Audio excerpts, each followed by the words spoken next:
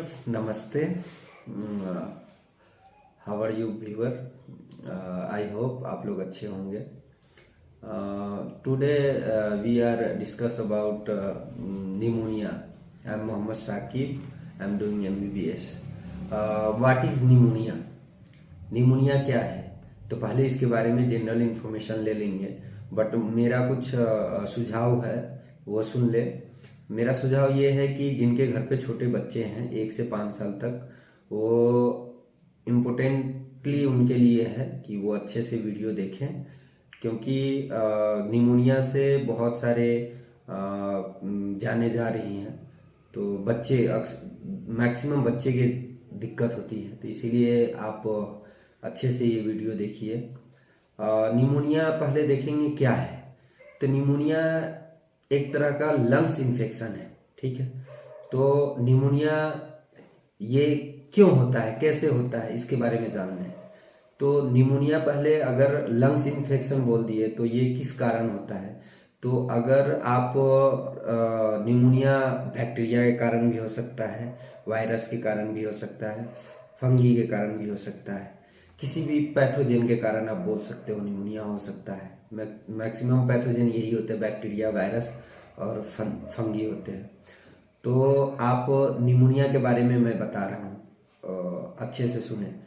तो निमोनिया क्या करता है, ये रिस्पायरेटरी ऑर्गन जो होता है, जैसे ओरल फेरिंग्स और उसके बाद आपको नोजो फेरिंग्स जो होता है, उसके थ्रू इसके पैथोजन लंग्स के अंदर इंटर करता है, ठीक है दोस्तों।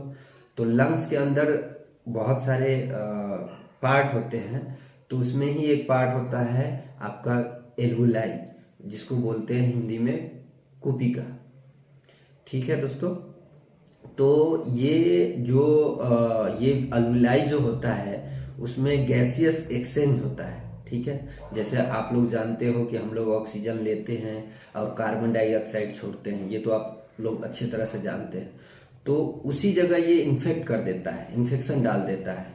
तो इन्फेक्शन डालने के कारण वहाँ पे जो अल्वुलाई पे म्यूकस बहुत सारा सीक्रेट हो जाता है, क्योंकि हमारे बॉडी भी इम्यूनिटी के कारण बहुत सारे म्यूकस, जहाँ पे इन्फेक्शन होता है, आप देखते हो चोट लगती है या कहीं पे इन्फेक्शन हो रहा है तो वहाँ पे इन्फ्लामेशन हो जाता है, ये इम्यूनिटी के कारण होता है।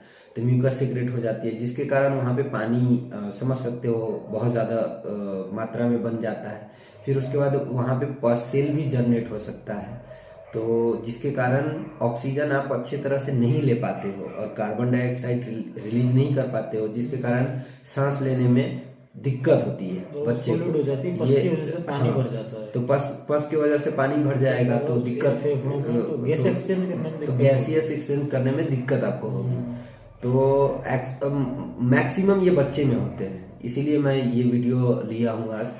तो देख लेंगे कि ये कौन कौन बैक्टीरिया के कारण होता है, किस किस बैक्टीरिया के कारण होता है, या फंगी के कारण किस फंगी के कारण होता है, या किस वायरस के कारण होता है। तो अगर बैक्टीरिया हम देखें तो स्टेप्लोकोकस निमोनी एक बैक्टीरिया होता है जो ये इन्फेक्ट कर देता है लंग्स को, तो निमोनिया हो जाता है।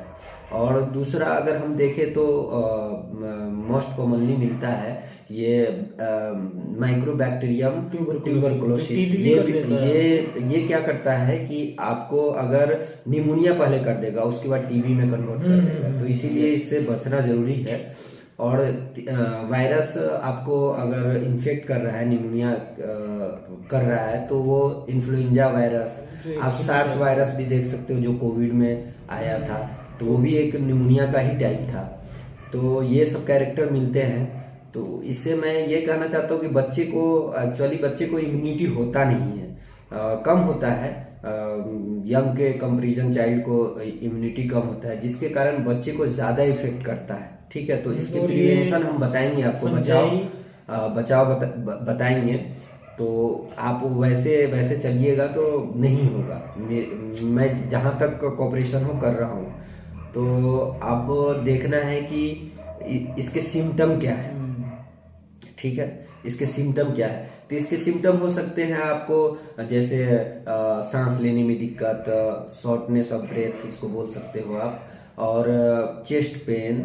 फिर उसके बाद आपको रिस्पायरेटरी रेट बहुत ज़्यादा मिलेगी, जैसे नॉर्मल होता है 21-22 और इससे ज़्यादा आपको मिलेगी। फिर उसके बाद आपको हेडेक हो सकता है, सर दर्द हो सकता है, फिर फीवर भी हो सकती है। ये सब इसके कैरेक्टर है। तो जनरली अगर हम WHO के अकॉर्डिंग देखें तो अगर 1 से 5 साल का कोई बच्चा है तो 1 से 5 साल के बच्चे अगर कोई इन्फेक्ट कर रहा है इन्फ्लुएंजा वायरस या कोई बैक्टीरिया निमोनिया कर रहा है तो आप समझ सकते हो कि 22% की मृत्यु हो जाती है। तो इसीलिए ध्यान देना जरूरी है। 22% की मृत्यु, मान लो कि आप 100 किसी को निमोनिया हुआ, उसमें 22 बच्चे की मृत्यु हो जा रही है अगर 1 से 5 साल के बच्चे हैं तो। और अगर 5 साल से एबव है तो 14% की मृत्यु होती है। तो इसीलिए मैं बोलना चाहता हूँ कि इसके बचाव अगर हम लोग देखें तो बच सकते हैं निमोनिया से। यही है। और इसके सिम्टम मैंने बता ही दिया। डायग्नोस ये है कि अगर डायग्नोस देखना है तो डायग्नोस में आप एक्सरे करा सकते हैं, CT स्कैन करा सकते हैं। आप स्टेथोस्कोप, जैसे ये स्टेथोस्कोप है, इससे चेक कर सकते हैं आप, अगर आपके पास नॉलेज है तो। अगर देखो, अगर स्टेथोस्कोप से चेक करेंगे तो इस स्टेथोस्कोप से अगर चेक करेंगे तो 2 टाइप का साउंड आता है। अगर निमोनिया नहीं है तो पल्पेशन आवाज आएगा, अगर निमोनिया है तो परकर्शन आवाज आएगा। ये आपको ध्यान रखनी चाहिए। और मेन प्रिवेंशन क्या है, प्रिवेंशन के बारे में और कितने टाइप का निमोनिया होता है डॉक्टर ब्रिजेश आपको बताएंगे। Thank you so much. जैसा कि डॉक्टर शाकिब ने बताया कि निमोनिया है एक बड़ी घातक डिजीज है और ये स्पेशली आपको साउथ ईस्ट कंट्रियों में मिलेगा, मतलब साउथ एशिया में और अफ्रीका में, इंडिया अफ्रीका इनमें ही ज़्यादा मिलेगा। तो जो निमोनिया है इससे मतलब कि मौतें भी काफ़ी हुई है। WHO के अकॉर्डिंग 2019 में 17 लाख अप्रोक्सीमेट मौतें हो गई है बच्चों की, जो भी मतलब 0 से 5 साल तक की। तो मतलब देख सकते हो आप ये कितना घातक है। तो मैं आपको बताता हूँ कि कितने टाइप का निमोनिया होता है जो अपने साउथ ईस्ट कंट्री मतलब कि एशिया मतलब हो जाता है, कई टाइप का है।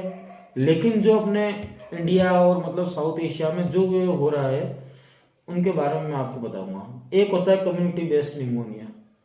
जैसा कि पता है वायरस, फंजाई और बैक्टीरिया सब होता है। तो उसके अकॉर्डिंग अगर हम देखेंगे तो एक पहला टाइप है community based pneumonia. Community based pneumonia का मीन्स है कि आप अगर किसी सामुदायिक जगह पे जा रहे हैं, जैसे कि आप मेले खेले या कोई भीड़ भाड़ वाले जगह में जा रहे हो या कोई भी शादी समारोह में अपने बच्चे को लेके जा रहे हो जो 0 से 5 साल तक का है, क्योंकि ये बच्चों में ज़्यादा फैलता है। तो वहाँ पे क्या होता है कि आप किसी से हाथ मिलाते हो या किसी के दूसरे के बच्चे को लेते हो, फिर आप अपने उसी बच्चे को मतलब कि उसी हाथ से मतलब कि नहला देते हो या फिर कुछ भी मतलब कि आप ब्रेस्ट फीडिंग वगैरह कुछ भी करा देते हो। तो अपनी जो माँ को ये ध्यान रखना चाहिए कि अगर हमने दूसरे को बच्चा लिया तो हमें सैनिटाइज करें अपने हाथ को या फिर हाथ धोएं, क्योंकि ये वायरस, फंजाई वगैरह पैथोजन तो आपको दिखते नहीं है आंखों से, क्योंकि ये बहुत ही माइक्रोब्स होते हैं ना, तो बहुत सूक्ष्म जीव होते हैं। तो आपको ये ध्यान रखना, सैनिटाइज करना है। तो ये कम्युनिटी बेस्ड है। सेकेंड टाइप में बताना चाहूँगा हॉस्पिटलाइजेशन निमोनिया। हॉस्पिटलाइजेशन निमोनिया ये होता है कि ये होता है लापरवाही हॉस्पिटल मैनेजमेंट के द्वारा। जब हॉस्पिटल में कोई बच्चा पैदा हुआ तो वहाँ पे मान के चलो कि स्टेलाइजेशन, कोई भी इक्विपमेंट उन्होंने स्टेलाइजेशन नहीं किया, लाइक दैट आपको मतलब जैसे भी सीजर और टॉवल या एनी क्लॉथ और वही कपड़ा आपको जो नवजात शिशु को पहना दिया, तो उसकी वजह से ये क्या है, उसमें बैक्टीरिया, फंजाई वगैरह होएगा निमोनिया का, जैसा कि हमें डॉक्टर शाकिब ने बताया। तो वो बताऊं उसके अंदर आ जाएगा, क्योंकि लंग्स के अंदर एंटर कर जाएगा। क्योंकि बताओ बच्चे की इम्यूनिटी इतनी अच्छी नहीं होती है, क्योंकि नवजात शिशु है तो उसका इम्यूनिटी इतना अच्छा नहीं होता है। सो दैट्स वाई ये फैल जाता है। तो इसका जो मोस्ट कॉमन डिजीज है MARS है, मतलब मार्स। तो वो जो है ये बहुत कॉमन है। और मैं एक वो बताऊंगा फ्रेंच फ्राई निमोनिया, जो 0 से 5 साल तक के बच्चों को हो जाता है, जो होता है French fry pneumonia. French fry का मीन्स होता है कि ये जो निमोनिया है उस टाइप का निमोनिया जो होता है, मतलब जो जैसा आपने खाना खाया, खाना खाने के बाद में जो आपको खाना है मतलब कि वो नोजोफेरिंक्स से लेकर ओजोफेरिंक्स मीन्स कि आपके रेस्पिरेटरी सिस्टम में चला गया, तो वो उसके बाद में एल्वोलाई में चला जाता है। तो एल्वोलाई में जब वो चला गया तो आप जैसे गैसेस एक्सचेंज कर रहे हो, तो उसके अंदर क्या होता है, आपके अंदर मतलब एल्वोलाई से गैस एक्सचेंज ढंग से नहीं हो पाता, जिसके कारण आपको फ्लूइड हो जाता है, फ्लूइड भरने लगता है। तो फ्लूइड भरने लगता है तो आपका जो लंग्स होता है वो मतलब कि सॉलिड हो जाता है। सॉलिड होने के कारण फिर क्या होता है, आपका मतलब कि वो गैस एक्सचेंज में प्रॉब्लम आता है, आपको शॉर्टनेस ऑफ ब्रीथ होता है। उसके बाद में क्या होता है कि आपको हेडक होता है, हेडक होने के बाद में आपको डिस्पेंसिया होता है, फीवर वगैरह ये सब चीज़ होने लगता है।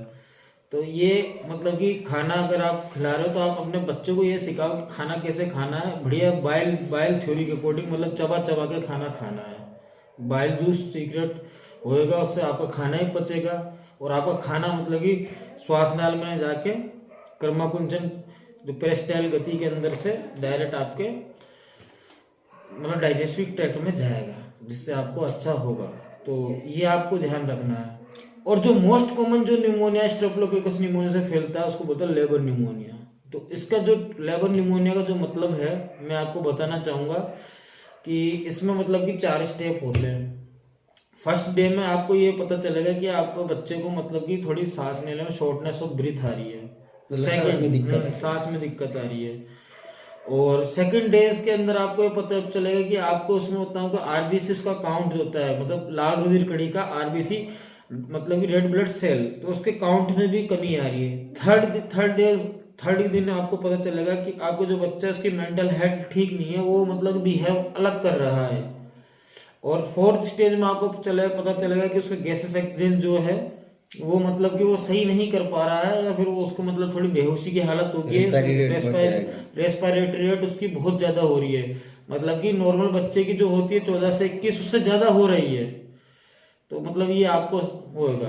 अब जो इसके जो बाकी के जो कैरेक्टर है वो आपको मेरे कलीग डॉक्टर साकिब बताएंगे। कैरेक्टर तो सब बता ही दिए। अब मेनली मैं बोलना चाहता हूँ कि जितने भी व्यूअर हैं उनके घर पे अगर बच्चे हैं तो ये केयरिंग करना है कि पहले फर्स्ट कि बच्चे को ठंडा ना लगे, बचा के रखें और नॉर्मल टेम्परेचर पे रखें। और सेकेंड कि उनकी जो माँ है वो भी किसी कारणवश उनको ठंडा ना लगे, क्योंकि वो तो दूध ऑफ कोर्स पिलाती हैं, तो उसमें भी रिलेशन है कि अगर बच्चे दूध पियेंगे तो फिर बच्चे बीमार होंगे, तो उनको भी बच के रहनी चाहिए। क्योंकि जो भी वायरस या बैक्टीरिया उसी पर्सन को इफ़ेक्ट करता है, जो पर्सन ऑलरेडी इफ़ेक्टेड हो। आपको कफ रहेगा पहले से, तभी जा कर के आपको निमोनिया पकड़ेगा, समझ रहे हैं? तो बच के रहें, क्योंकि ठंडी की टाइम चल रही है, इसीलिए मैंने ये वीडियो बनाया है। तो बस यही। और ये मेरा यूट्यूब चैनल है, आप सब्सक्राइब कर सकते हो और सब्सक्राइब कर सकते हो, बेल आइकन बजा दो। और आप मेरे चैनल को जितना हो सके इम्प्रूवमेंट करो, क्योंकि मैं ऐसा वीडियो बनाता रहूँ। थैंक यू दोस्तों, थैंक यू, जय हिंद।